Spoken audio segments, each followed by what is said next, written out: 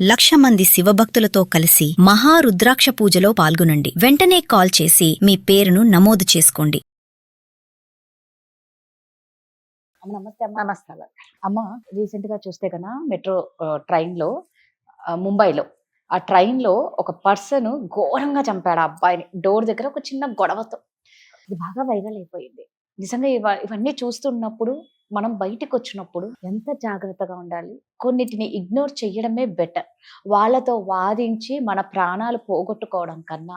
So దీని వల్ల చాలా మంది ఒక కొత్త విషయాన్ని, మంచి మెసేజ్ ని తెలుసుకోవాలి. ఇగ్నోర్ చేయడం అనేది ఎలా అంటారు? ఇగ్నోర్ చేయడం కూడా ఆల్వేస్ అది కూడా మంచిది కాదండి.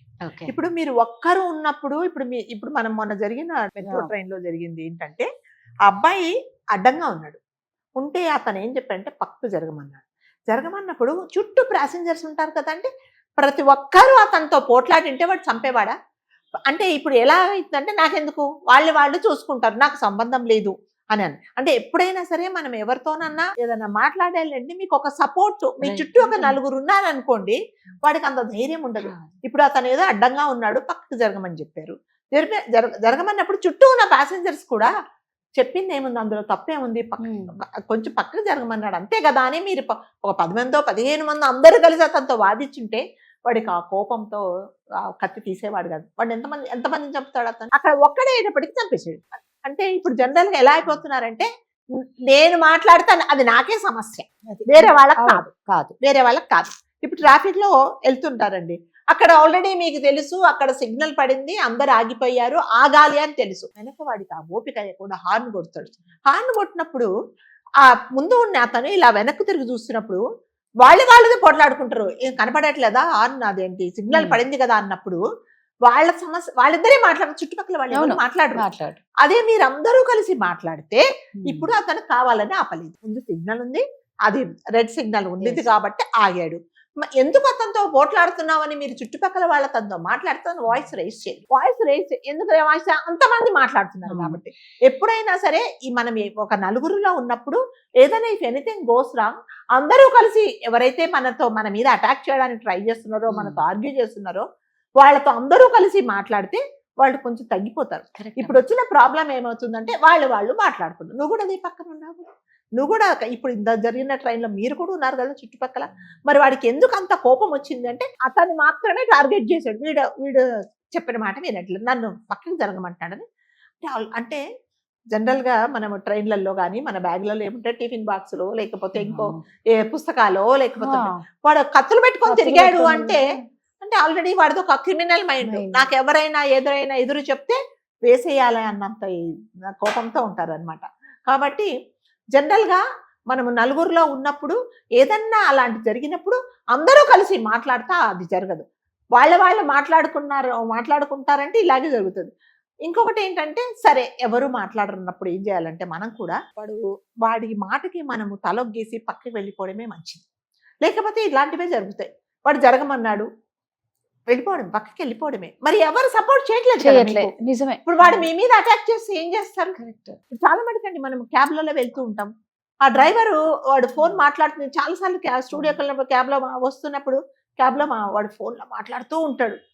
నేను ఒకసారి చెప్తాను, సారీ నీకు అర్జెంట్ అయితే ఒక చోట ఆపేసి నువ్వు మాట్లాడి క్యాబ్ డ్రైవ్ చేయి. వాడు వినప్పుడు ఇంకా నేను ఆర్గ్యూ చేయను. ఎందుకంటే మనం ఆర్గ్యూ చేస్తే వాడు చేస్తాడో, వాడు దెబ్బలు తగిలితే వాడు తెలియదు, మనల్ని ఆర్ట్ చేయాలా?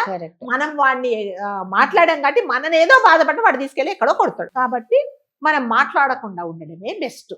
మరి ఎవరు లేరు కదా, ఎవరు సపోర్ట్ చేసే వాళ్ళు లేరు. ఎందుకు మాట్లాడుతున్నావు అని అంటే, ఇది మీకు రూల్ ఉందా, ఇలా మాట్లాడకూడదు కదా అంటే, మీకేమవుతుంది అని మాట్లాడతారు వాళ్ళు. ఏందమ్మా, అసలు కూర్చున్నా తప్పైపోతుంది, నిల్చున్నా తప్పైపోతుంది, ఏమన్నా మాట్లాడాలన్నా తప్పైతుంది, పెళ్లి చేసుకోవాలన్నా తప్పైపోతుంది. ట్రాఫిక్ లో హార్న్ ఎందుకు కొట్టావు అంటే వాడు దిగి పోట్లాడేసి కొట్టేస్తాడు. కొట్టేసినప్పుడు మళ్ళీ చెప్తున్నాడు, మళ్ళీ చుట్టుపక్కల వాళ్ళు ఎవరు సపోర్ట్ చేయట్లేదండి. ప్రాబ్లం ఏంటంటే, నా దాకా వస్తే నేను చూస్తా, అది నా సమస్య కాదు. నీతో పోట్లాడినాడు, రేపొద్దున ఇంకొక సిగ్నల్ వాళ్ళతో కూడా నీతో కూడా పోట్లాడతారు. అంటే వీళ్ళకి, అంటే ఈ అటాక్ చేసే వాళ్ళకి ఎప్పుడు ధైర్యం వస్తుంది అంటే, చుట్టూ ఎవరు సపోర్ట్ చెయ్యరు అన్నప్పుడు మాత్రమే.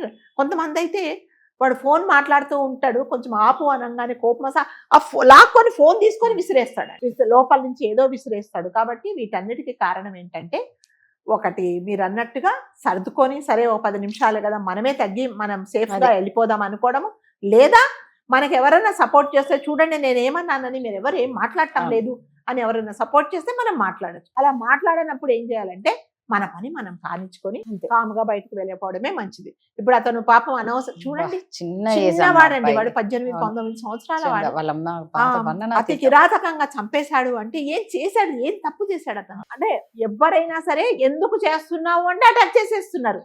మనం మంచి చెప్తే కూడా వీళ్ళకు జనాలకు నచ్చడం లేదమ్మా. ఇప్పుడు కాలం ఏమైందంటే నోరు తెరిచావు అంటే నిన్ను చంపేయాలి అంతే. కూర్చున్నా నిల్చున్నా ఏం చేసినా తప్పేయి, ఏం చేసి బతకాలి ఇప్పుడున్న కాలంలో అనిపిస్తుంది. పెళ్లి చేసుకోవాలంటే భయం, హనీమూన్కి వెళ్ళాలంటే భయం, ట్రైన్ లో జర్నీ చేయాలంటే భయం, రోడ్డు మీదకి వస్తే భయం, ఇంట్లో భయం, చేయాలి అంటే భయం. ఎందుకు ఇలా చేసావు, నాకు ఇబ్బందిగా ఉంది అంటే కూడా నువ్వు చెప్పుకోవడానికి లేదు, నీకు ఇబ్బంది ఉందా వెళ్ళిపో. అసలు ఏం జరుగుతుంది మన సొసైటీలో? ఎందుకు అందరు ఇంత వైలెన్స్ అయిపోయి నిజంగా అంతే అందరూ అలాగే అయిపోయారు. పిల్లల నుంచి పెద్దవాళ్ళ వరకు ముసలి వరకు అందరు వైలెన్స్ గా తయారైపోతే అసలు ఏం అదే చెప్తున్నానండి. ఇప్పుడు ఎలా తయారంటే జనాలు నాకు కావాల్సింది నా కంఫర్టబుల్ గా నా సంతోషం కోసము నేను చేయడానికి, మీ ప్రాణాలు తీయడానికి కూడా నాకేం ప్రాబ్లం లేదు, ఎందుకంటే నా హ్యాపీనెస్ ముఖ్యం.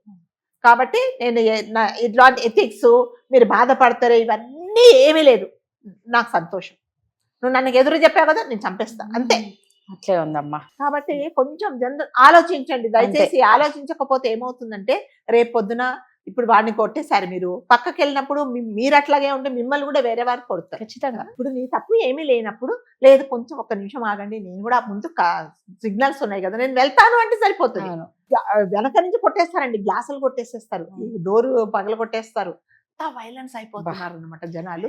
కాబట్టి దయచేసి ఇలా చేస్తే ఏమవుతుందంటే ఇంకా మనుషుల సొసైటీలో బతకలేరు, ఎవరు ఉండరు ఇంకా అందరూ చంపుకుంటూ పోతారు. ఏ యుద్ధం రానవసరం లేదు, ఏ ప్రకృతి వైపరీత్యం రానవసరం లేదు, ఏ రోగం రానవసరం లేదు. మనకు వచ్చిన రోగం అవతలోని చంపడం, ఇదే పెద్ద రోగం అయింది.